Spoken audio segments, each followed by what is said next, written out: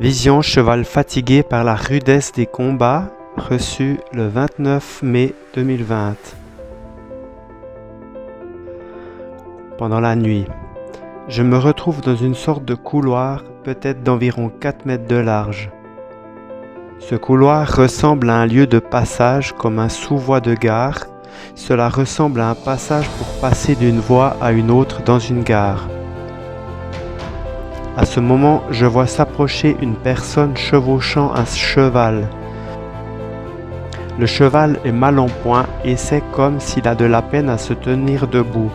Il a dû attraper des coups et a subi des épreuves qui l'ont affaibli.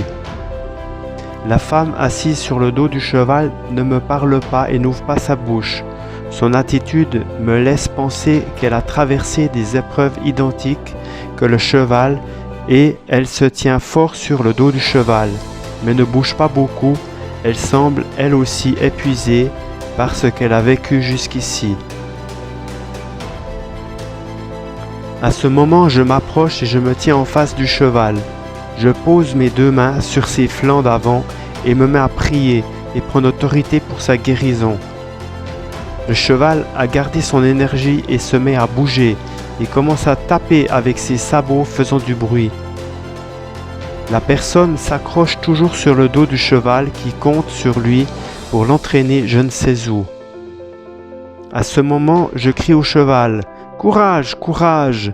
et je reçois très fort une parole et lui dis « Accroche-toi, bientôt tu t'en vas vers un lieu de paix où tu demeureras et où tout restera calme et paisible. » Tandis qu'ici sur Terre, c'est comme si la Terre va sortir de sa position dans le système solaire et tout va se déchaîner de plus en plus violemment.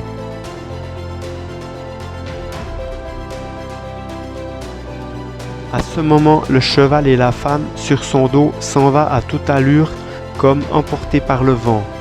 Ils s'éloignent en avant, légèrement sur ma droite. Je me retrouve alors dans un wagon d'un train qui roule lui en direction de ma gauche.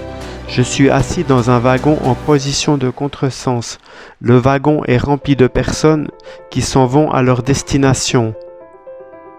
À ce moment, je crie dans le wagon et il dit « Seigneur, montre-leur ce qui s'en vient ». À ce moment, j'entends un bruit d'un vent, d'une bourrasque de vent violent qui éclate au dehors. Et sans que les gens aient le temps de s'en rendre compte, ce coup de vent fait voler en éclats une des fenêtres du wagon du train. Très vite, j'entends les cris de peur des passagers. Voyant cela, je suis stupéfait. Je me lève pour prêcher et leur dire de se repentir. À ce moment, c'est comme si j'avais perdu ma voix. Ma voix est cassée et je n'arrive plus à crier. Je reprends donc mon souffle et parle doucement, disant de se repentir, de chercher le Seigneur, de se préparer que le Seigneur va venir. Je vois quelques personnes proches dans le wagon m'observer avec fureur et mécontentement. Je vois bien qu'elles ne veulent pas écouter et veulent vivre sans le Seigneur. À ce moment, je me réveille.